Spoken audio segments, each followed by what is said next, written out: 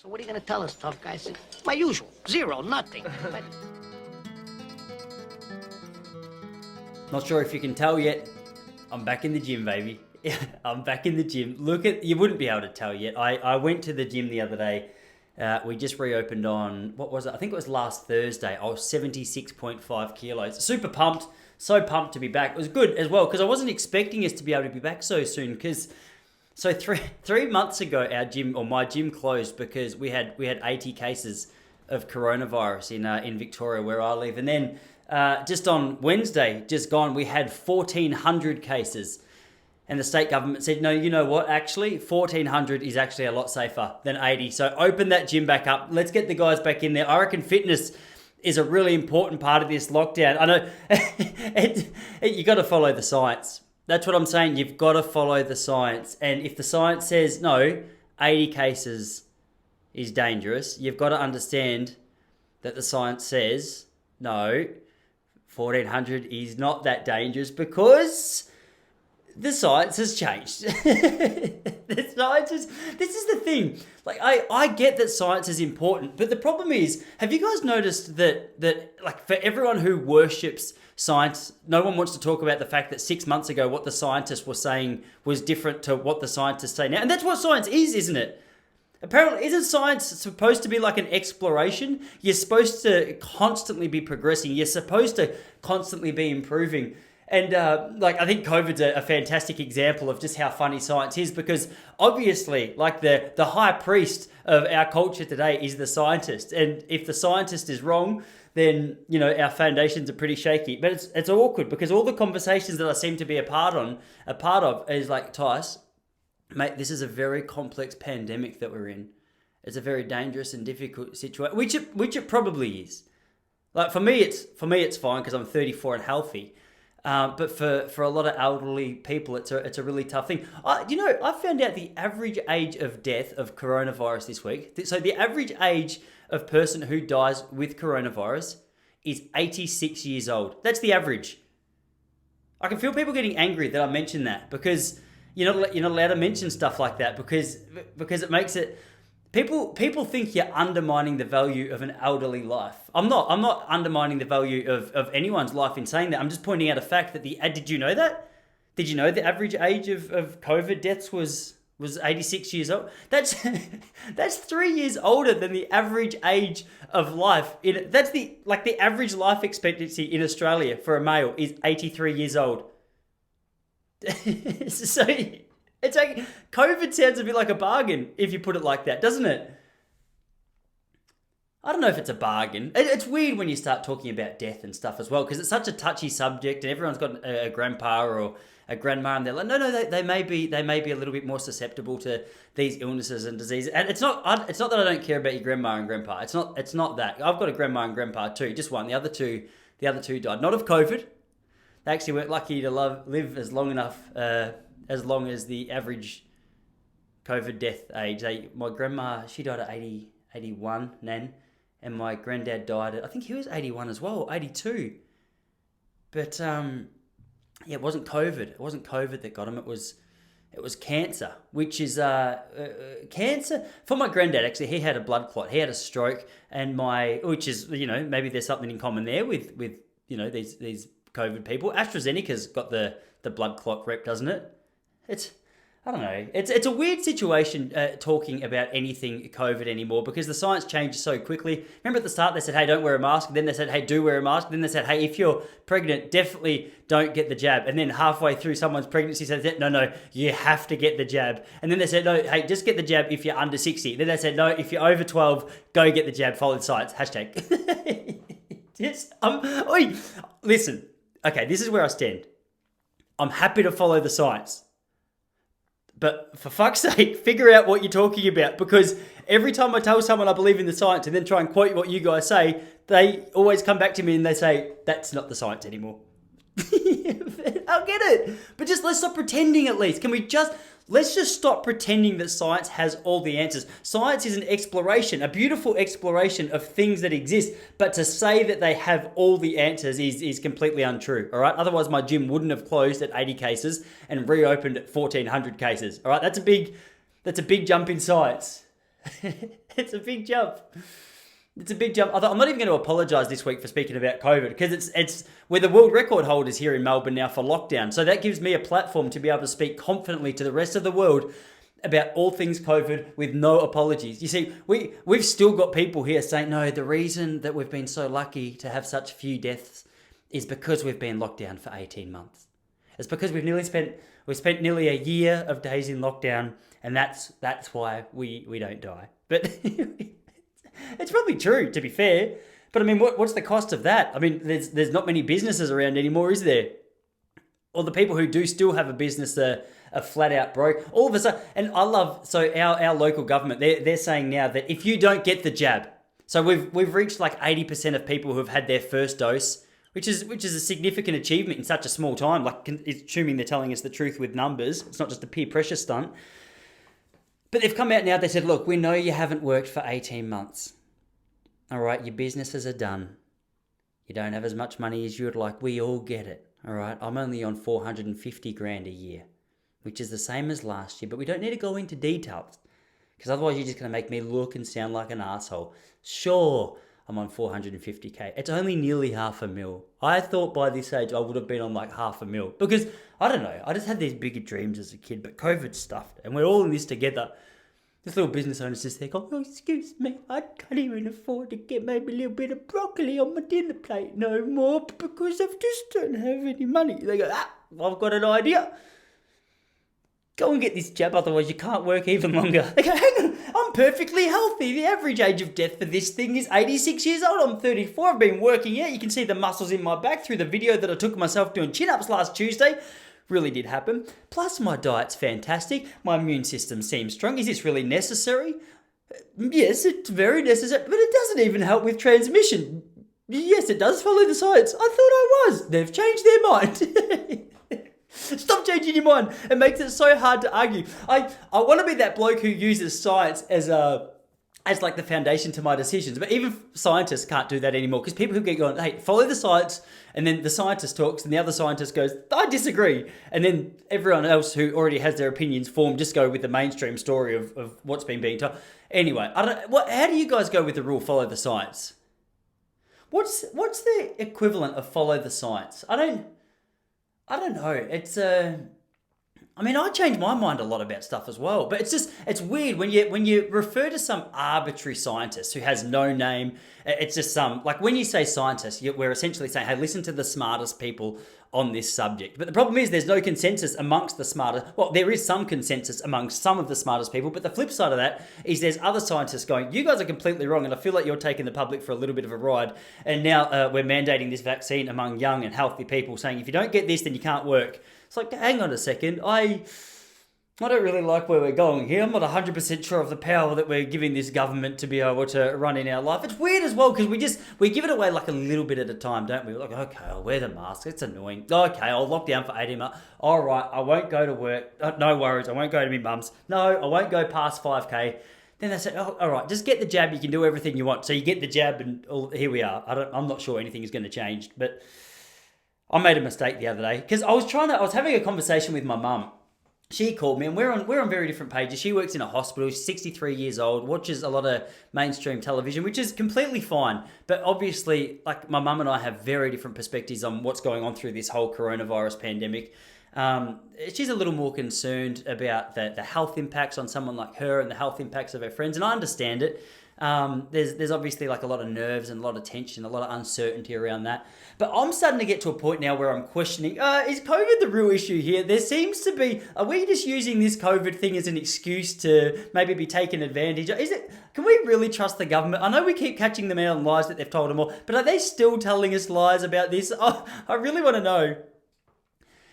So I said to Mum, I go, look, I'm not gonna get the vax, Ma. Look, I'm young, I'm healthy, I work for myself now, well, pretty much. I mean, I'll lose a bit of teaching job and potentially some other work, but I'm like, I can't justify it. For me, I'm like, oh, you know what? I'll take a pay cut if it means I just get to stand confidently on my own values, on my own principles. Far out. What's a little bit of a pay cut for me? I don't care. Get stuffed.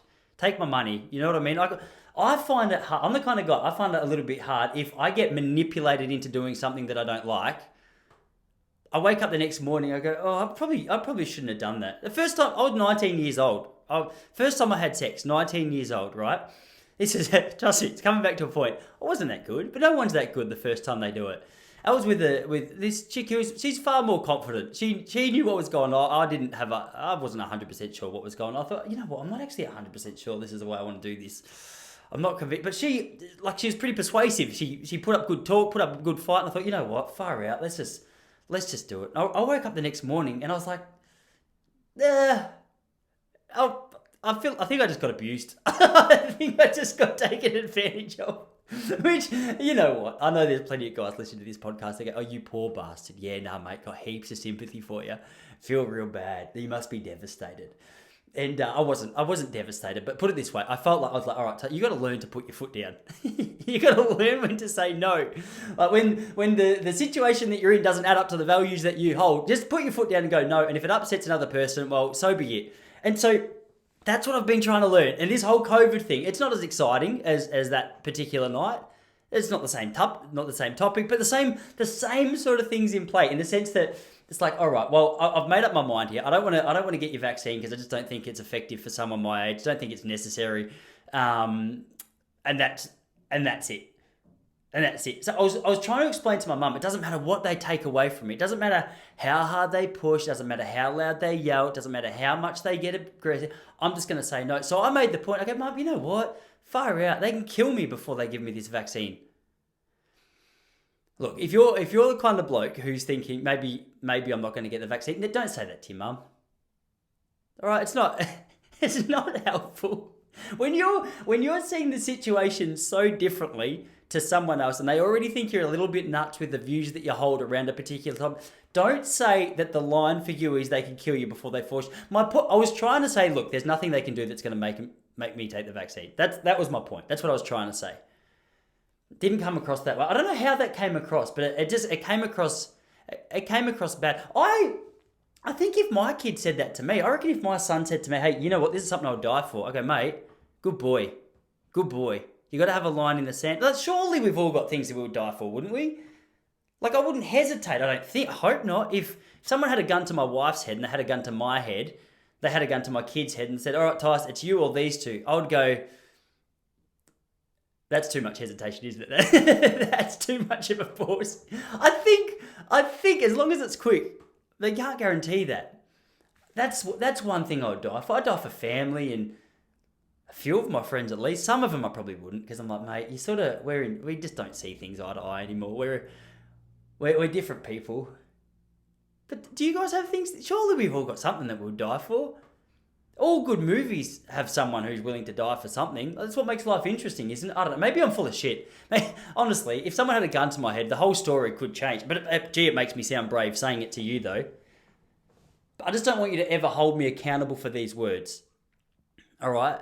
I don't want you to ever hold me accountable for these words, because it's so much easier sitting in your studio talking about stuff like this than it is with an actual gun to your head. I get that. And hey, sometimes I'm a big talker.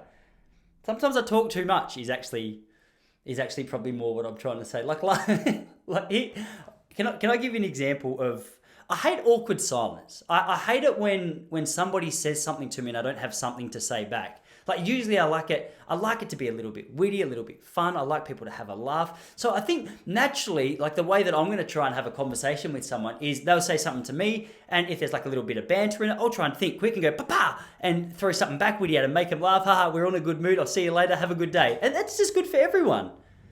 Sure, we all love that situation. We all love to leave a situation feeling a little bit upbuilt, a little bit like that was funny, a little bit like that was a cool experience to be in. And most of the time it works. No, I shouldn't say most of the time it works, but 50% of the time I have a good call. 50% of the time I walk away, I go, oh, yeah, I didn't hear that when I said it, but now I hear exactly what they heard. And I had an experience like this just last week. What is it today? It's Monday today. Last Friday, I was walking along the bike path here that I tell you guys about sometimes, and the sun was out, my guns were out. Standard story, you know it by now. But I walked past this guy who was standing there with his bike. He was sweating like a trooper. He looked pretty tired. He looked like he had worked pretty hard, and I just walked past. I said, "Hey mate, how you doing?"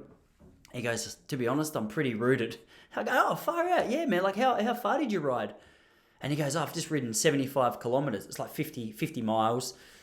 And this is what I said. I was trying to encourage him. I was trying to say to him, mate, you deserve to be tired. But he had said to me, I'm pretty rooted. He said, yeah, rode for 75K. I go, you know what, mate? You deserve to be rooted.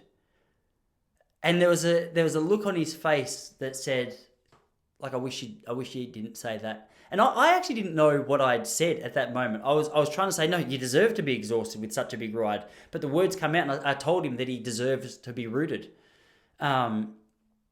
Which is it's just an interesting thing for a grown man to say to another grown man who's not his friend.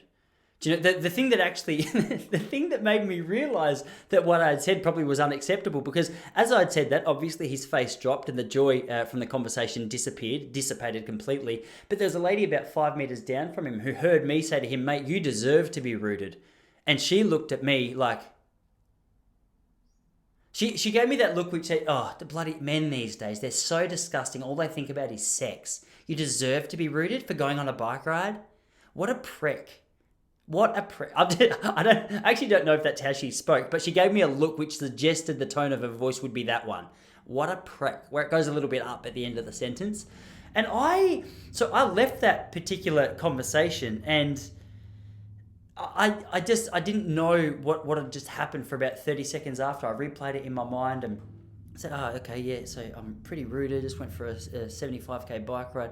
Oh, mate, you deserve to be rooted. And I was... You know when you hear what you actually said, like when it comes back to you and you go, yeah, I heard that. I get the problem now. I understand what's happened.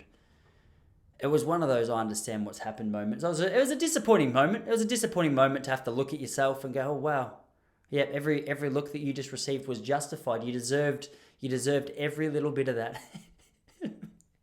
It's tough. It's tough. I find it funny when people... Surely they found that funny. Like, maybe I'm sure I'm the one that's just only overthinking. Oh, surely, right? I'm overthinking it. Tell me I'm overthinking it. Make me feel better. I'm the kind of guy... I honestly, I just enjoy it when people get muddled up with their words. I love it when people say the wrong thing at the wrong time, the wrong place. My wife always gets her expressions muddled up, which I really appreciate. What'd she say to me the other day? She was trying to say, there's two expressions. Let's get this show on the road, or let's get the ball rolling. And my wife came out and she goes, hey, let's get this ball on the road. I go, sweetie, that's not the expression. Like, that's not the right thing. She goes, no, it doesn't matter. Do you understand what I'm trying to say? I go, I understand that you're saying, hey, let's get it going.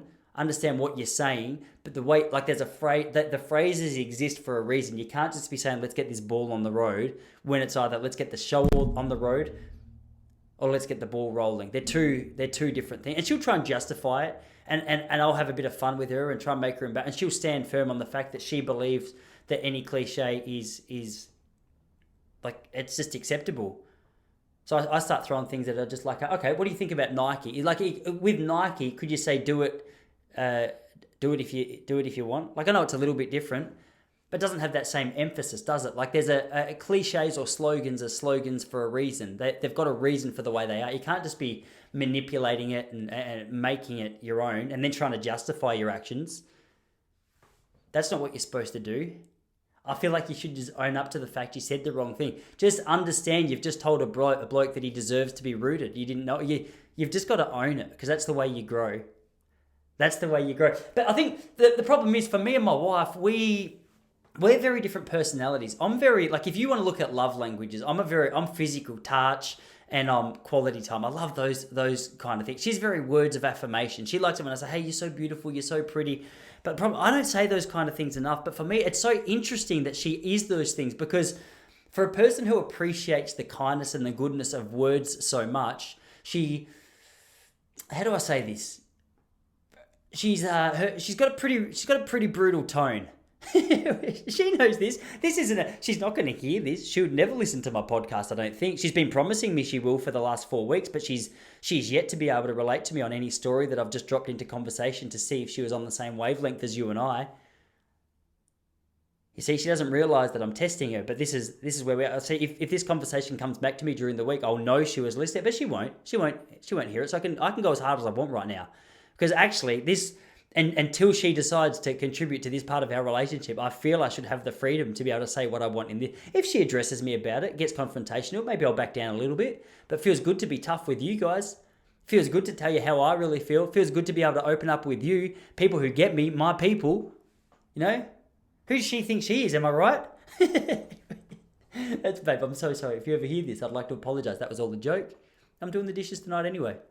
You're a wonderful cook and a beautiful human. But the thing is, what she does is, so her tone of voice isn't great. And for me, it's strangely attractive. It's very strange. The thing that got me so interested in Jessie was she gave me absolutely nothing. She gave me nothing for the first 6 months of us meeting.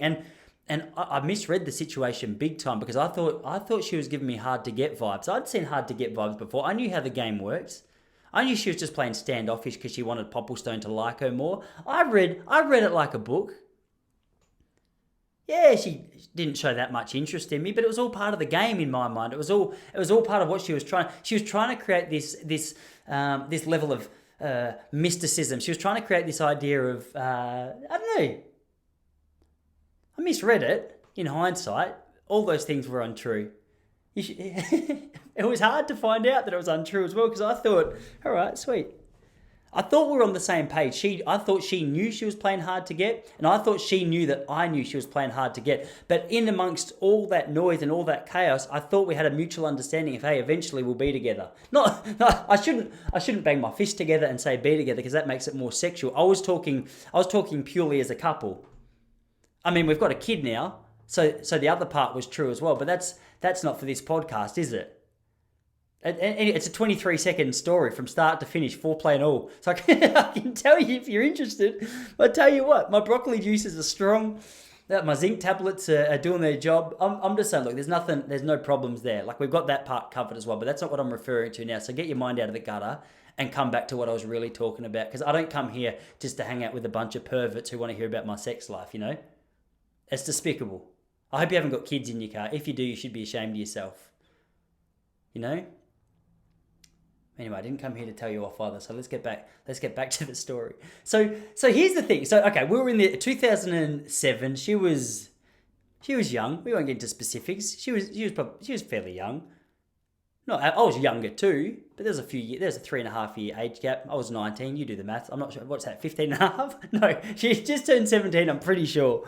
That's what I tell my mates anyway. So I read all the right cues. And then one day, how's this? I said to her, we were on MySpace at the time. I sent her a message. I go, hey, Jessie, I got a guy who'd be perfect for you. Have I told you guys this? And then I just dropped one after another of the qualities about myself, which was so obvious about me. Like there was no doubt it was about me. It was, hey, I know the guy, he's handsome, he's funny, charismatic, warm, fit, middle distance. I didn't want to say skinny, ribs showing. So I said fit. I was a middle distance runner. And she wrote back, wow, this is how I read it. Wow, sounds too good to be true. And I thought, yeah, mate, I got you hook, line and sinker. You're about to fall for the pop so hard. I later found out she was taking the piss and she goes, oh, wow, sounds too good to be true. Like, I know exactly what you're doing. So I got the wrong vibe. This is the problem with text messaging. This is why you've got to do phone calls because there's so much that can be expressed through tone of voice. You've got to be able to express yourself through tone of voice. It doesn't matter how many emojis you use or the size, like whether it's caps lock or just what's normal size writing called? Just normal font, not caps lock. Capitals and baby letters. You know what I'm talking about. It doesn't matter. You shouldn't just sit there judging someone because they don't understand, what the opposite of a capital letter is. A baby letter. There. Don't Google it. No one even really cares that much about what. Have you ever needed to know? It's like algebra. You never really need to know these things until you do, which is right now. But that's the thing. We got caught up on a message and I thought, beautiful. Well, I'm going to take this a step further. I'm going to take this to. I'm just going to let her know that, hey, she's in good hands. So I did what, most great men do. I went and bought a little teddy from Coles, $2. I was on a budget. I was at uni. I didn't have heaps of money to spend. And a card. I think I had one in the top drawer. I'm not sure if it was a birthday card, but we made it relevant. And I said, hey, I can't remember exactly what I wrote on the card. I can, but I'm not going to share it with you because looking back, it probably wasn't as cool as I'd like to share. And I dropped it at the doorstep, and I thought, baby, here we come. Not baby, here we come. That was 14 years later. Baby, we got one. But I just meant like, baby, here we go is probably a better way to explain what it is that I'm trying to express. Baby, here we go. All of you guys who've got your mind in the gutter, baby, here we come. Far out. The people I hang out with, it's disgusting. But anyway, baby, here we go. Next day I woke up, heard nothing. I thought, she obviously hasn't seen it. I left it at her front door. I thought, obviously she goes out her front door to get to school. Nothing. And this is quite a tense experience for me. I wanted her to know that I liked her. I wanted to take this relationship to the next level. And afternoon came, nothing. 2 p.m, 3 p.m, nothing. 4 p.m, I think I was on MySpace the whole time. 5 p.m, went to running, training, could not stop thinking about it. 7 p.m, got home, inbox message about the teddy, ... from Jessica Popplestone. And look, what we'll say is everything that I thought I knew about Jessie and the potential that we had for a relationship was shut down pretty much in that moment. She goes, look, I'm just not interested. Is essentially what a whole page worth of writing boiled down to. Look, man, sorry, not interested. And, but how's this? How's this if you don't think she had a bloody good catch on her hands? Her mum messaged me. Goes, Tyce, listen, she's young. I don't reckon she knows what she's looking for in a man right now. But how about every Thursday you come to our house for dinner? I said, Leanne, you're a wonderful woman. What time should I be there? Next Thursday, rocked up. Awkwardness, little bit high. Hi, Jessie. Oh, hi, Tyce. How you going? Yeah, cool. She had 2 brothers. I just went and hung out with those guys for a little bit. They used to play that Grand Theft Auto. I'd hang out in there. She'd come in every now and then. Flirt is what I thought the word for it was. She thought she was just being friendly, saying hello, trying to get over any hurdles, whatever she had. Like, she tries to justify it that way. But we used to go out after dinner. We thought, you know what? I said, hey, let's just get past this awkward thing. Because we were friends. I said, let's just go out. We'll get a little bit of dessert. We'll get a drink. We'll get some, I don't know, ice cream. Whatever it is that you do with someone that you're trying to win over. A long story short, we did that for about 6 months. Then one night, we were sitting at Hyder Bar, or Java Lounge in Ballarat. And she goes, look, I've made a terrible mistake. I said, okay, please elaborate.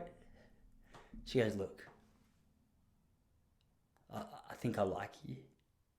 And I said, yeah, cool, baby. Cool, man. No, I didn't say cool, baby, yeah, man. That's not what do you know what? What I did was way worse. And this is a true story.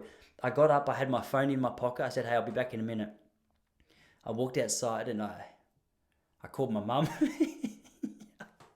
I go, hey, Ma, guess what? She goes, what, mate? I go, Jessie's just told me she likes me. I go, she goes, that's awesome. That's all. Because she knew how long I'd liked Jessie for. I'd been telling her a few stories. And she goes, when did this happen? I was like, Ma, like right now. And she's like, oh, where are you? I said, I'm just sitting at a bar. She goes, where's Jessie? I said, Mum, she's inside the bar. She goes, Tyce, did you come outside of the bar to call me? I go, of course. She goes, oh, mate, get back in. So this is a terrible start. I said, okay, hey, love you too, Ma. Hung up, went back in, said, sorry, baby, just had to make a business call. Little business call. That's fine. So the first 30 seconds of our relationship, I'd both run out to call my mum and then lied straight to her face about where I was. But hey, look where we are. 13 years later, 2008, 2020, 13 years later, 10 years married. Mate, who's the king? Come on, tell me who the king is. You don't want to do it, do you? Just type it in the comments. I don't care.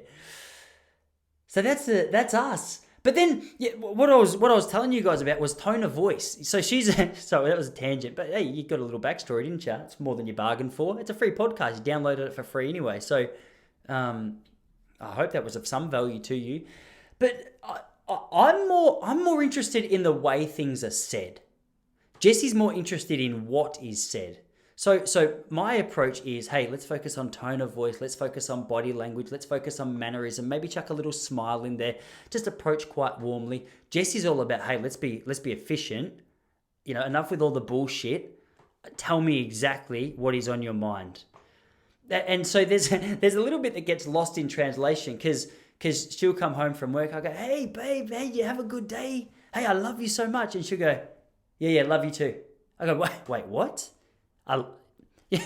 Based on, like, her words say I love you too, but tone of voice says, man, honestly, I wish I lived anywhere but here. And she genuinely has trouble getting her head around how important tone of voice is, how important that element of a conversation is in order for us to feel that. But what's so funny is it means I get away with more than I should. So as a result, I've started to go, hey, yeah, love you, have a good day, sweet, no worry. So in my head, like as payback to her for being so cold sometimes, I'll be so cold back. I'll be like, yeah, whatever, have a good day, love you. And she just loves it. She's like, whoa, you're so thoughtful. Like I'll get home and I've been stewing on it all day, the way that she spoke to me, and I can't believe I spoke to her like that this morning. You'll get home, I go, babe, hey, I just wanted to say sorry about the way I spoke to you this morning. She goes, wait, when? I go, no, like when I said I love you, obviously I said it in a way which sounded more like I can't stand. She goes, are you kidding? She's like, those words have played on my mind all day. I thought that was such a beautiful way to leave. I said, babe, you didn't even smile at me when I said it. You frowned. I said it, you frowned, looked at the ground, and like, how are you supposed to read that? I get so confused. It's such a confusing thing. Honestly, the book, The 5 Love Languages, has changed my life because we were just two ships in the night. I had no idea. She would say something to me like, yeah, love you. I would hear just tone of voice, which said, you're a dickhead, can't stand being around you. She would feel as though she's done her part to show me. I would go up and give her a cuddle. She hates physical touch. I would give her a cuddle. She'd be like, oh, you're a bit clingy. Maybe just back off a little bit. And then both of us were just walking around in circles going, our partner, I don't know. I was going to say our partner's a dickhead. I never thought that. She tells me she's never thought that. Personally, I don't believe her when she says that. I reckon there's a lot of people out there who've spent more than 10 minutes with me where they go, well, yeah, no, you only need 10 minutes to get a vibe that, there's dickhead vibes from time to time. But that's what we're struggling with. What do you guys like? Do you have any weird things like that in your marriage where like you just come from different worlds? Different worlds. You know what I mean? Like she's very lucky to be married to such a handsome man. I don't know if you've seen photos of my wife, but she's batting above her average. She's done pretty well. A lot of people say that when I say that it's not true, and I'm actually compensating for the fact that I've switched places of the fact that she's very, very attractive and I'm actually batting above my average. But beauty's in the eye of the beholder is what I always say. It just so happens that the eye of the beholder, often assume that she's the most attractive one. But I reckon there'd be someone out there with visual impairment. They might not get a full grasp of the thing, and they might actually look at me and go, you know what? Maybe he is better. Maybe in the blur I look better. Who knows? Squint your eyes and you guys tell. It's yeah. We come from different families as well. Like our family, which is good. In fact, that was one thing that I always said I was going to look out for in a marriage, that we came from different families. Because, I don't know, I lived in London for a couple of years, and there was a couple of parts of London there where, I think some cultures are more happy with the fact that, like, you can marry second cousins and stuff, like, legitimately. I think. Isn't that true? Like, I think in some Islamic parts of the world, you're allowed to marry your second cousin if you want. I'm pretty sure that's true. Like, it sounds like I'm just being racist making that up. I think. I don't know. Google it. I don't know if they filter that out. Maybe DuckDuckGo it. I'm sure. But that's frowned upon, isn't it? In Australia, like if anyone says, I'm married to my cousin, you go, hey, wait, what? You're married to your cousin? Yeah. Second cousins is a bit different, isn't it? I've got a cousin who, when I was just relax. This is going nowhere. It's gone nowhere where you think it might be. You can just go into this story with ease. But here's the thing: my uncle Phil, he married a woman called Lena. Okay, and Lena brought a daughter into that relationship that she already had with a separate guy. So there was Phil, there was Lena, there was Nikki. She was a separate daughter, separate guy. We were about the same age, and then my uncle Phil, because he married Lena, I started to call Lena my auntie, which in my head, what's that? That makes Nikki my second cousin. Is that right? Sorry, I'm just fixing my computer again. We're back. So technically, like, there's no blood relation. There's nothing. So if she was pretty. If I wanted to have a little cheeky kiss, I probably could have legally. Couldn't I? Could I? I'm not sure. If you're cringing, maybe that means I couldn't. I'm not saying I'm right. I didn't do it just in case. I was never confident enough to take that risk. I thought, you know what, this is something like if I start trying to put in a couple of little flirty moves over the breakfast table when I stay at my auntie and uncle's house, that could go down real bad. Because it was one of those things you didn't want to Google either, because you didn't want someone to go back to your Google history and be like, hey, is your uncle's new wife's daughter fair game? Like, hey, what's the rule there? Are you allowed to do that? I didn't. I can tell you guys think I'm saying I didn't, but genuinely I didn't. But yeah, so me and Jesse, we came from different families, and there's little things that pop up along the way. Like, there's little things that make you realize just how different your family vibe is. Like the smallest little things, like the game of Scrabble, for example. Like, so Jesse plays what I call a street version of Scrabble. I come from a family that I like to say very intellectual with the way we approach a Scrabble board. So the Popplestone family, if you wanted to play Scrabble, here's how you take your 7 letters, you sit down, and then you spell out a word. But here was the deal. In order for you to actually be able to use a word, in order for you to create a word, you had to be able to define what that word was. So it couldn't just be qui and cross your fingers that the word QI was a word when you Googled it. You had to be able to say, all right, zebra, African horse-looking jungle horse. Okay, I was never great at Scrabble. It wasn't a strong point of mine, but I guess they are like a jungle horse in a way. But I don't know, like a white striped horse in the African Sahara, maybe. I'm going to Google that soon because I'm not 100%. I wouldn't have been able to put that word down confidently. But what I'm saying is, unless you could have had the definition for the word, you couldn't. Because so many people play this game, they just go, no, I'm going to put these words down and just cross my fingers that when we Google it, something comes up. That's the way Jessie plays. It does my head in because she's played Scrabble for so long that though she knows that there are some rubbish words that get accepted on a Scrabble board, she can't define them. So I'm all about like the intellectual development. Like, I really want to improve my vocabulary through this game. I can't just be having like words thrown out willy-nilly. Do you know? But her and her family, they just chuck words out there willy-nilly and then just pray to baby Jesus that when we check on Google it's a word. And I just couldn't bring myself to do it. So every time we sat down to play a game, I would get my ass kicked because they would put the Q, which is worth 10 points, on the triple word box. You know, they would get 33 words for the word Q, 33 points for the word QI. Well, I'm stuck on like dog. I think that's 4 points maybe. 2 for the D. I want to say O and G is both 1 point. I'm not sure. I haven't studied the board that closely, but there was too many days where I just left that Scrabble board with a lack of confidence based on what was thrown my way. So I don't know. How does your family play Scrabble? For me, that intellectual vibe. Obviously, I'm getting the vibe that you guys will be really on my side. I'm also getting the vibe that you guys can sense the frustration, the tension, the disappointment of how many games of Scrabbles that I've lost in the last 10 years. I had to call her out on it last night. I go, look, hey, technically I didn't call her out on it last night, but last night we did play. We're going through a Scrabble phase for whatever reason. I hate the idea of playing board games, but then when we start playing board games, I always say I'm not that competitive. I'm disgustingly competitive. I wrote a message to her last night in whiteboard marker on our bathroom mirror, just essentially calling her a cheat, making comparisons to her and OJ Simpson, which is uncalled for after a game of Scrabble. I was trying to explain to her that, so she did a word that she deliberately spelt a word wrong just to see if she could get it past me.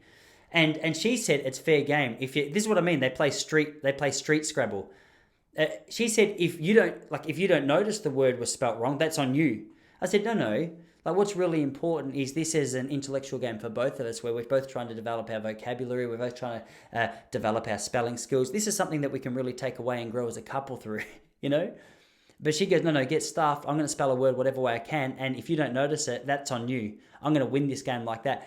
Anyway, I said, I completely disagree. We're not going to play like that. She goes, all right, no worries. Got to the end of the game. She spelt the word Q.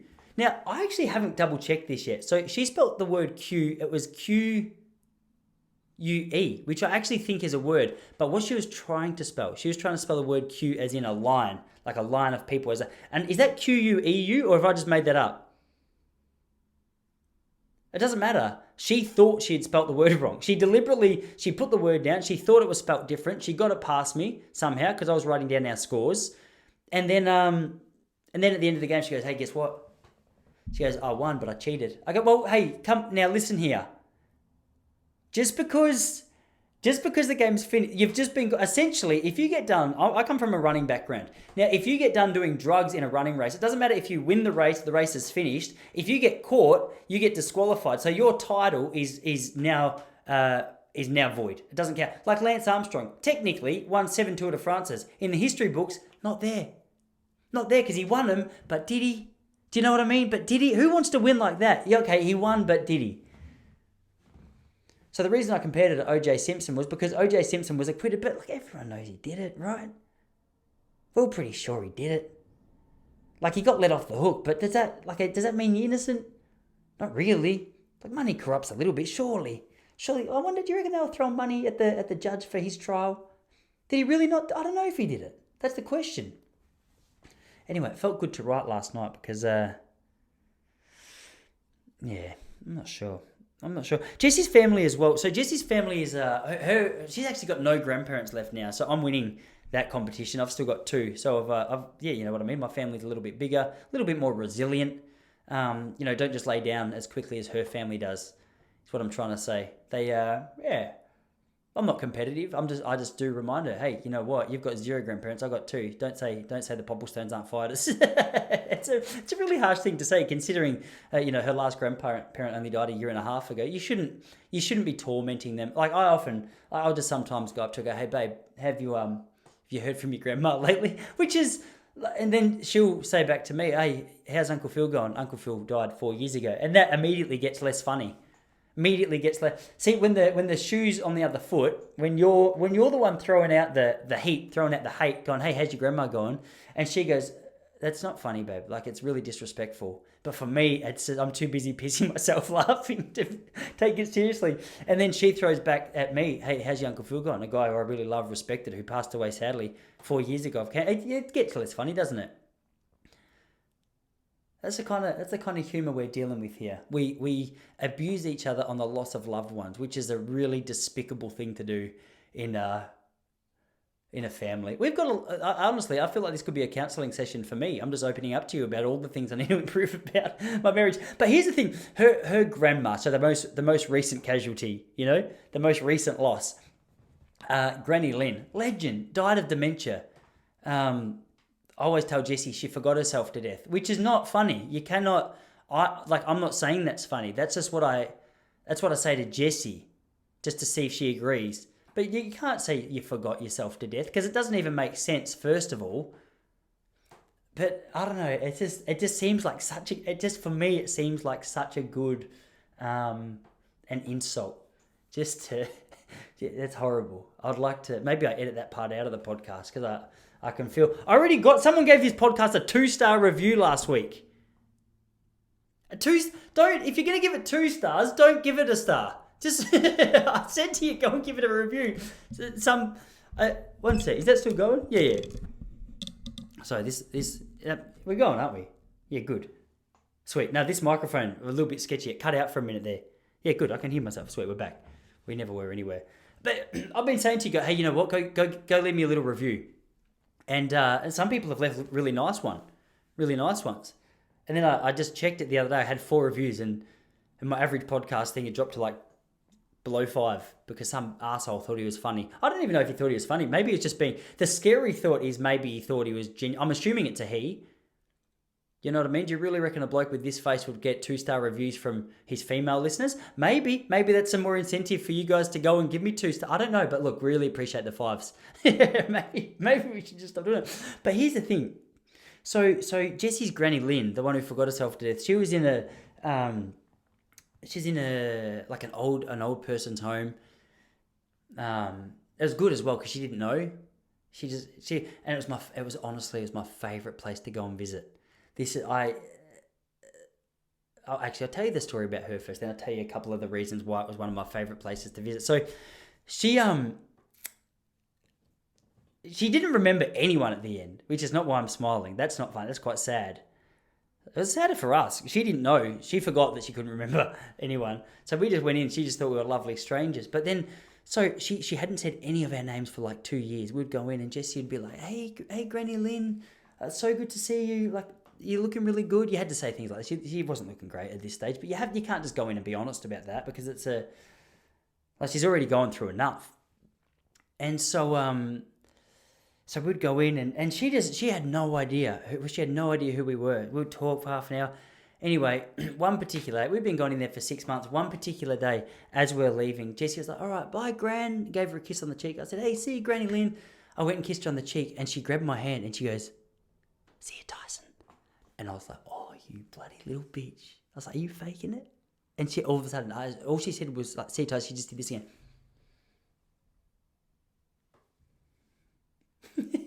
Just looked around, and I was like, wait, Lynn, be serious. Are you? Did you just remember? Okay, Lynn, tell me my name. She's. I think it was the last. I think I was the last person she ever remembered. I don't know. That's weird, isn't it? Like, is that something you experience a lot from dementia patients? Do they have like little moments of memory? It was really good. It was good to brag to Jessie about it. Go like, wow, it's amazing that like you've known her for 22 years. I've just known her for a couple. And she, like, I'm more memorable. Like there's something in her brain that makes me stand out, which is quite beautiful. But yeah, it was honestly so the best place to go. So much fun, because she was in high care, obviously, based on the stories I've just told you. She was in the high care place. So man, you'd go in there. And some of the people, they're living their best life. It honestly just feels like a little childcare again. It's kind of sad to see that gradual decline. But if they're so happy, how can we be upset?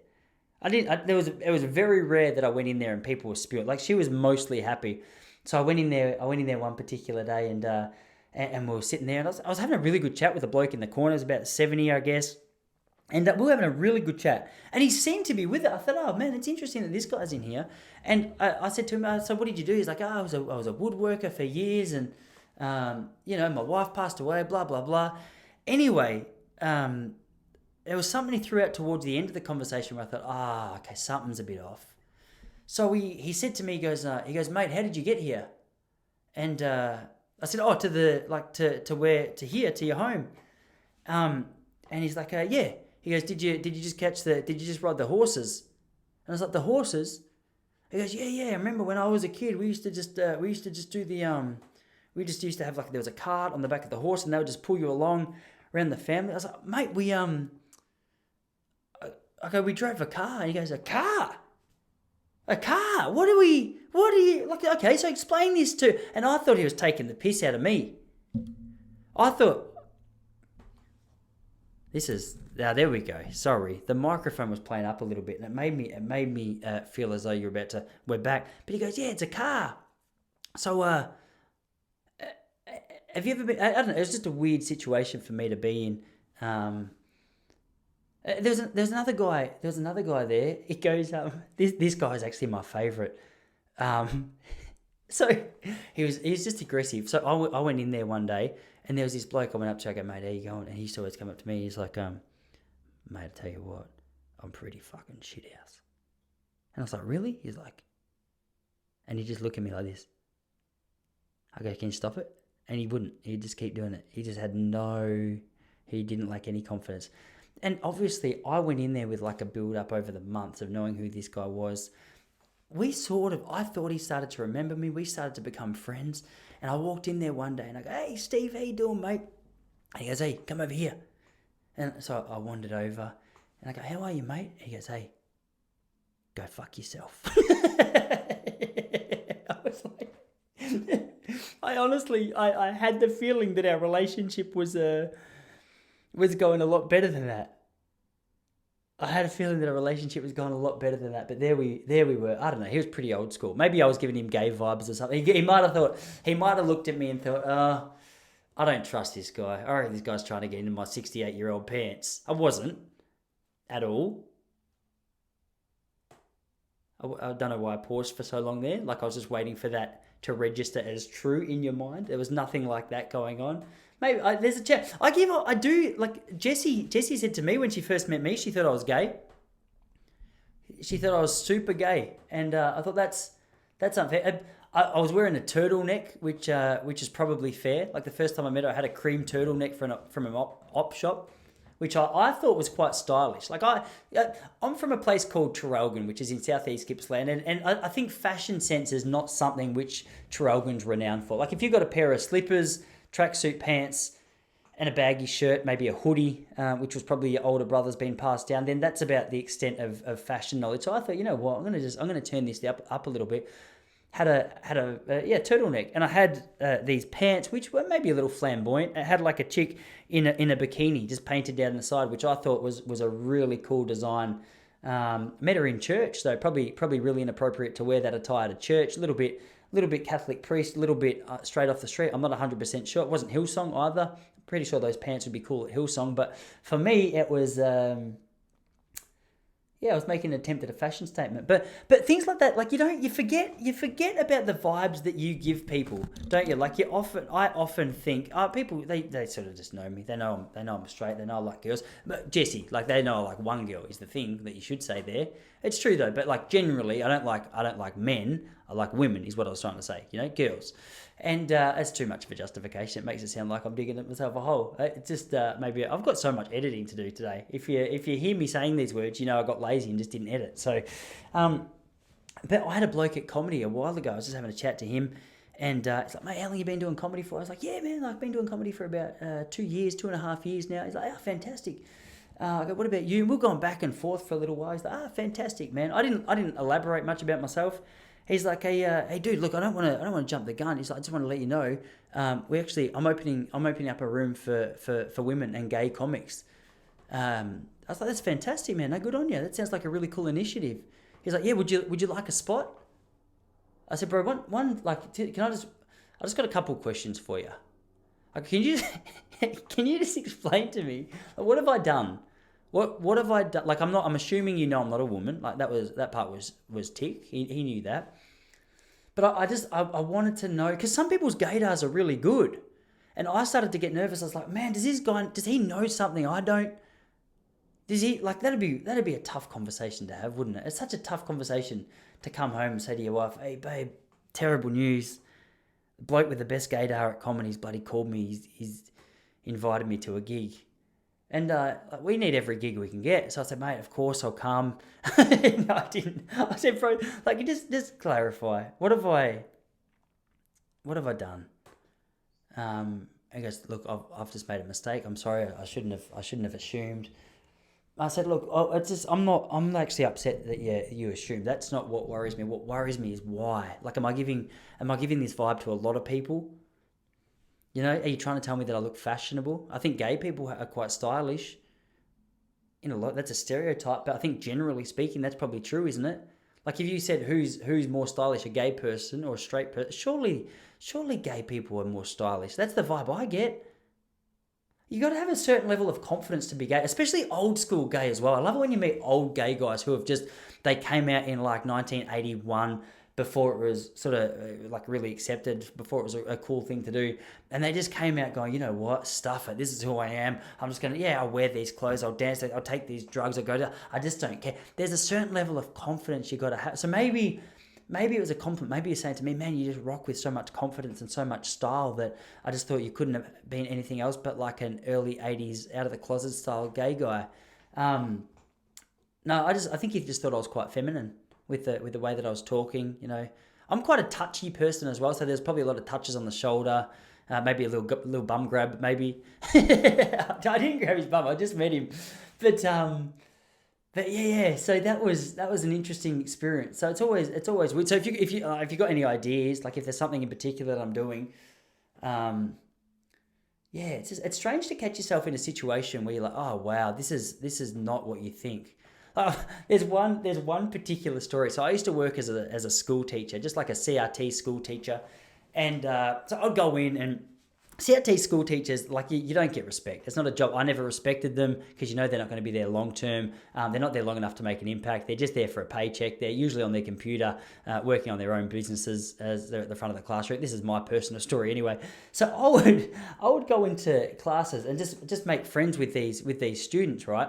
And one particular day, a student said to me, he's like, hey, sir, I love your tattoos. I said, hey, thank you, man. That's great. I really appreciate it. I go, you like you a fan of tattoos? He's like, mate, I've actually got a couple. I go, do you?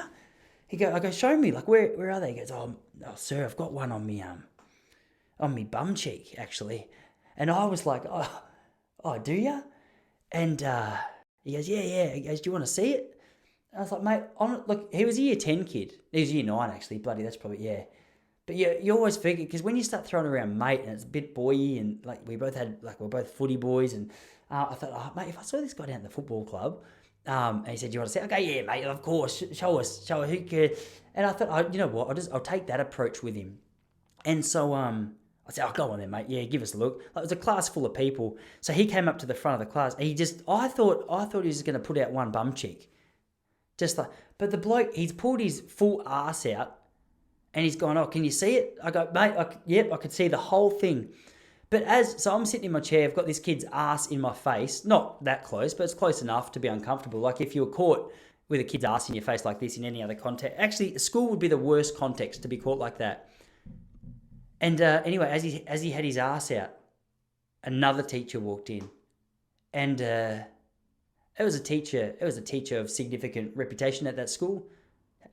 Knew that I was a CRT there. Probably wouldn't have encouraged me encouraging kids to get their ass out to show me tattoos.